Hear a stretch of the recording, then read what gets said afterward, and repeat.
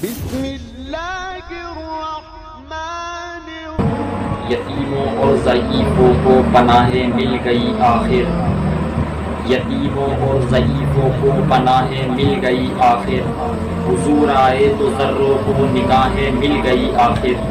ناظرین گرامی، امید کرتا ہوں آپ تمام دوست احباب خیریت سے ہوں گے۔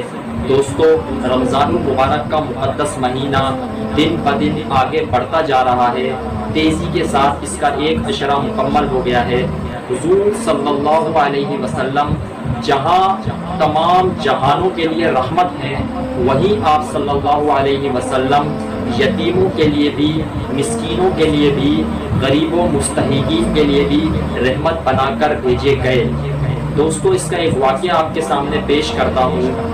آپ صلی اللہ علیہ وسلم عید والے دن نماز کے لیے اپنے گھر سے تشریف لے جا رہے تھے عیدگاہ کی طرف۔ صحابہ کرام انتظار میں تھے کہ آپ صلی اللہ علیہ وسلم آئیں گے اور عید کی نماز پڑھائیں گے۔ دوستو، اللہ کے نبی ایک جگہ سے گزرتے ہوئے آپ صلی اللہ علیہ وسلم نے دیکھا کہ چند بچے کھیل رہے ہیں اور ایک جانب ایک بچہ اداس بیٹھا ہے، اس کے تن پہ کپڑے نہیں ہیں۔ میرے نبی رحمت اس بچے کے پاس رکے اور اس بچے سے پوچھا، بیٹا تو کیوں نہیں کھیلتا؟ اس بچے نے جواب دیا، میں کیسے کھیلوں، میرے ماں باپ نہیں ہیں۔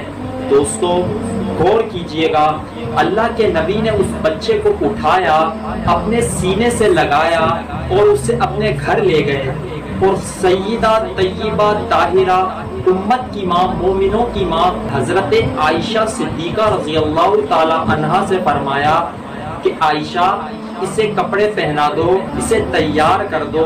اس بچے سے فرمایا، بیٹا کیا تو اسے پسند کرتا ہے کہ آج کے بعد محمد تیرا والد ہو صلی اللہ علیہ وسلم اور عائشہ تیری والدہ ہو؟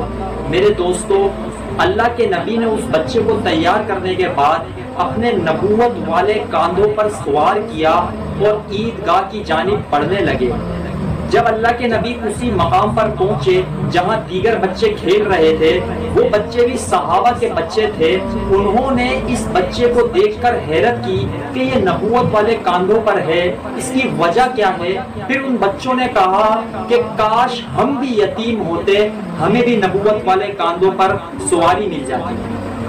دوستو، اب اس واقعے میں ہمارے لیے نصیحت ہے کہ فتنوں کے اس دور کے اندر جس انداز میں مستحقین کی، یتیموں کی، غریبوں کی، فقراء کی، مساکین کی عزت نفس کو مجروح کیا جاتا ہے، 200-500 روپے دے کر، ایک راشن کی بوری دے کر جس انداز میں ان کی تذلیل کی جاتی ہے، ان کی تصاویر بنائی جاتی ہے، ان کی ویڈیوز بنائی جاتی ہے، دوستو، یہ پیغام خاموش پیغام ہے کہ آپ نے یتیموں کے ساتھ، غرباء کے ساتھ، فقراء کے ساتھ کس انداز میں تعاون کرنا ہے۔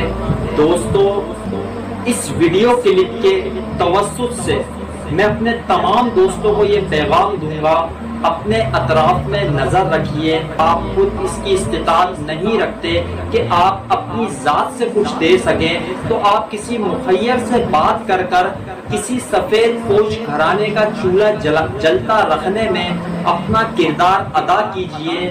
میرا اللہ ہر شے پر قادر ہے، وہ آپ کو اس کے بدلے میں کیا اعزاز سے نوازے گا، کیا انعام سے نوازے گا، وہ میرے رب کے ہی علم میں ہے۔ دوستو، امید کرتا ہوں آپ تمام دوستوں کو آج کی ویڈیو، آج کا واقعہ بہت پسند آیا ہوگا۔ آپ اسے اپنے آپ تک محدود نہیں رکھیں گے، بلکہ اسے اپنے حلقہ احباب میں شیئر ضرور کریں گے۔ اس کے ساتھ ہی آپ دوستوں سے اجازت چاہتا ہوں، آپ کا بھائی محمد یوسف۔ السلام علیکم ورحمۃ اللہ وبرکاتہ۔